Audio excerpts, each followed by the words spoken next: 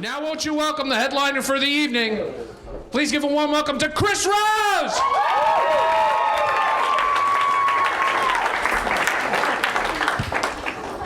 What's up, guys?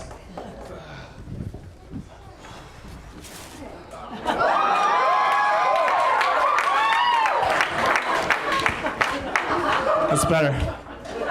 I know what you guys are thinking. Look at this tan, Abercrombie, douchebag. This stupid gel coiffed hair. My apologies. It's been a busy day.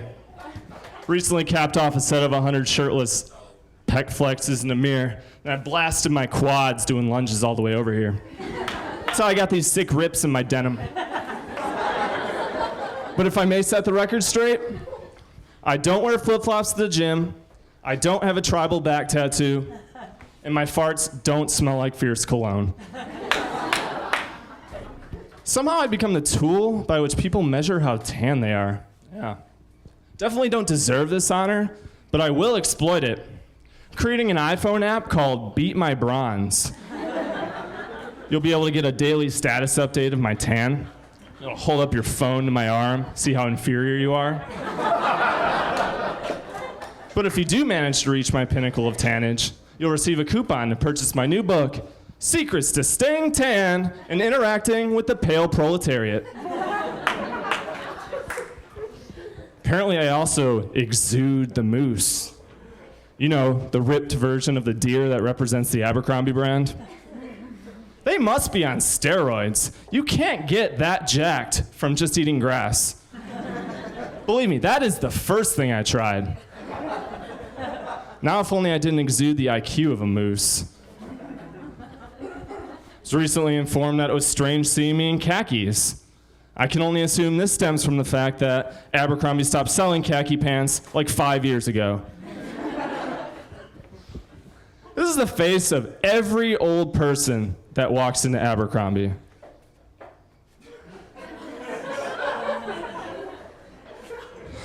But then it just gets even creepier, because then they start doing one of these numbers.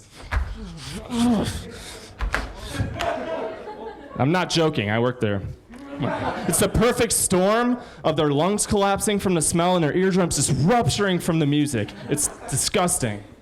Nothing scares old folks more than Abercrombie, the internet, and tipping. My old boss used to tell me I sound like Napoleon Dynamite.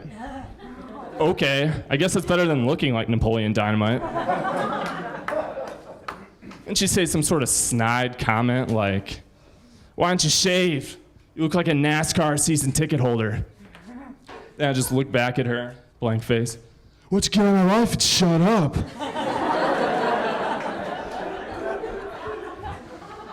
Saw a recent news story about how torture doesn't work. I think they're just using the wrong methods. Here's some advice. Set up their tee-off time behind a foursome of old Asian women. They'll be waterboarding themselves by the third hole. But I actually come from a big golfing family. Everyone has a great time. So you'd expect that when we go out for a round of miniature golf, be full of good, clean family fun, right? False. Frankly, I am surprised that everyone in my family is still alive. There are childhood pictures of me floating around out there, rocking those old Oshkosh Bagosh overalls, wielding that little green plastic club, looking like I'm going to scalp someone. But you can actually learn a lot about someone from watching them mini golf. For instance, if they choose to play with the black ball, do not do business with that person. They either like the black jelly beans or that is Satan, equally bad. If they can't figure out how to play the holes in the correct order, do not go on a date with that person. And if they need more than one ball to finish a round, don't let them borrow your car. You will find it with the e-brake on at the bottom of a lake. I think a great prerequisite to having a child is owning a cell phone. In fact, I think it should be a test you have to pass in order to get your child. For instance, mother pops out the little crib midget. Whoa. Got him. Doctor's just swaying him in his arms. Mother goes, "Can I hold my baby?" Doctor goes, "Sure, yeah, no problem. Just after a quick examination." So he's holding it. Now if it's got a couple scratches, dents, missing parts, no big deal. Enjoy your baby. But the cell phone, on the other hand, should be pristine. Just picture the screen as the baby's face. Kind of want to be able to see what's on it, right? The world does not need any more Gary Buseys.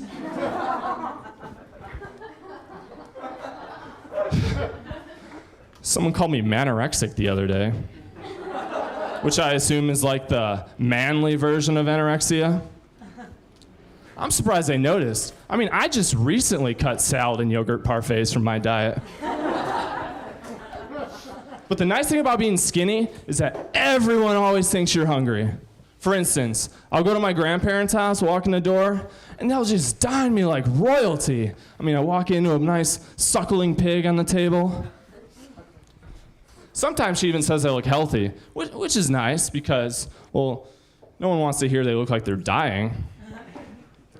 But then she'll just proceed to just force feed more chicken pot pies and mashed potatoes down my throat than any human being could ever possibly want. No. Leaving me glued to a plastic-covered couch for the rest of the day. It's not all good. But I compliment anyways because, well, you know, tanning lotion is not cheap. I need prime placement on the will. Good thing about grandmas is that they always have nice things to say about you. Probably because they only know nice things about you. I mean, no one ever spills their flaws to their grandma. Worst thing my grandma thinks I've done is repeatedly dial 911 from the basement phone for fun. That worked. But if you want to see your grandma's true colors, accompany her to her weekly bingo match. Unfortunately, I'm out of luck these days because apparently you have to wear shirts and shoes inside churches. I'm sorry, Jesus wore a toga and Birkenstocks. I mean, come on, this is like black tie back then. So you're sitting there and playing bingo. Everyone's on the edge of their seat. Everyone needs like one more square. Waiting for that B3. Fucking B3. Suddenly out of the corner of the room, you hear a little bingo. Everyone starts flipping out, but they're trying to hold it in because it's a kid.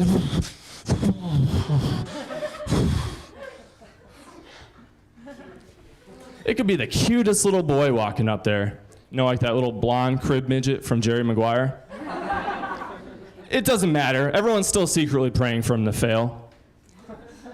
But then your grandma will lean over to you, whisper something like, "Hope he gets Ebola." Whoa! Wow! It's bingo! Grandma, whoa! Guess we know what happened to the kid from Jerry Maguire. Luckily, those kids always make mistakes, though, so, I mean, Ebola outbreak avoided. Everyone's back on the edge of their seat now, super tense. Everyone's just, little collar guy is turning the little wheel. B13. No! So close! No! No! No! No! No! No! No! No! Bingo. Damn it! Come on! Everyone starts flipping out, throwing their cards. Whoa!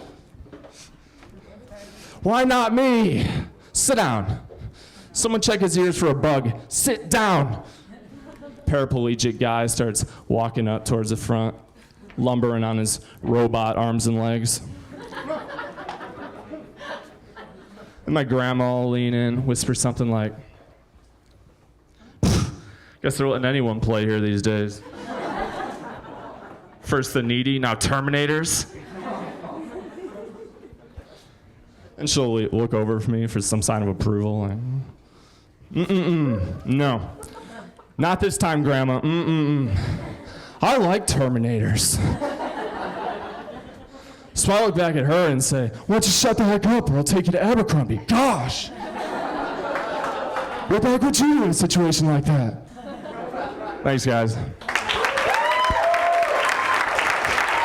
Chris Rose, everybody!